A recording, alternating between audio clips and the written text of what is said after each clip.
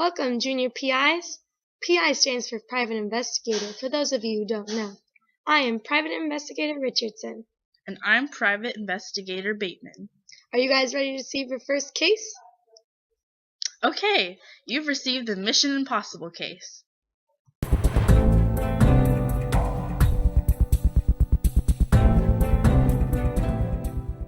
You will be joining us on our expedition to discover the truth of the California mission system.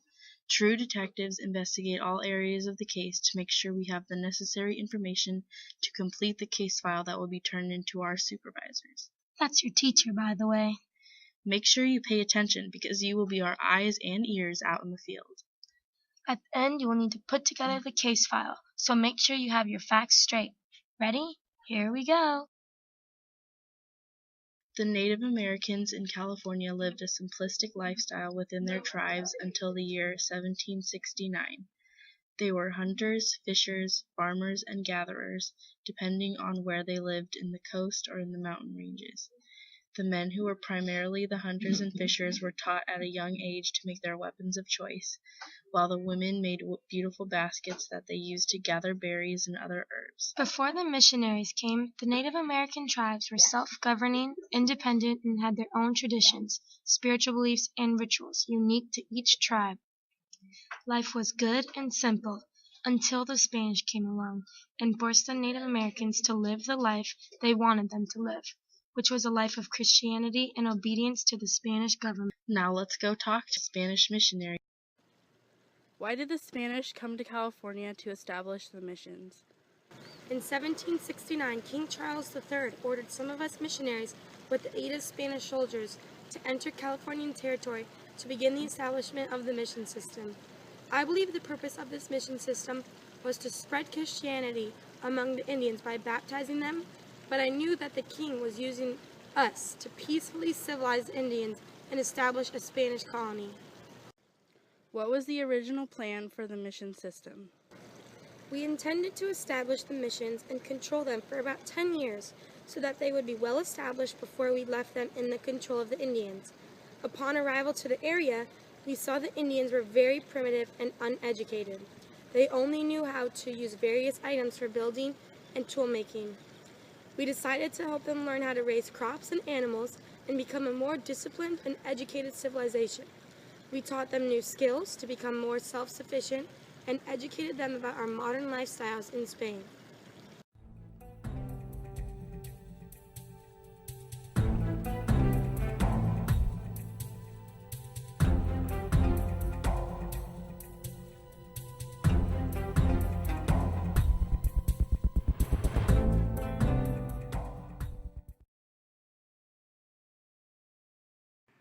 What effect did the Spanish missionaries have on your tribe when they arrived? The arrival of the Spanish brought many problems and hardships for my tribe. They forced us to do manual labor during harsh conditions, even though many of us were suffering from the diseases that they had given to us. More than half of the tribe died from diseases that they brought from Spain because our bodies were not accustomed to them.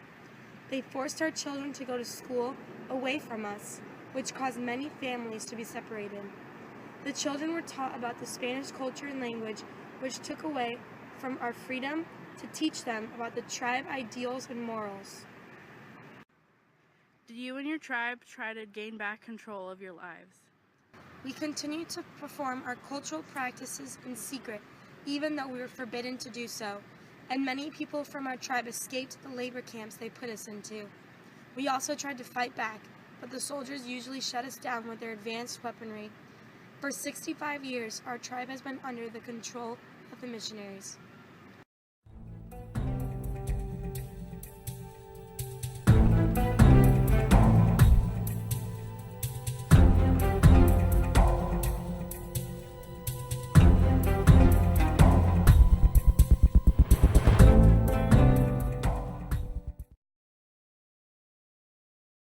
The Mexican government secularized the mission system in 1834 with the intention that each mission community would become a town with its own government.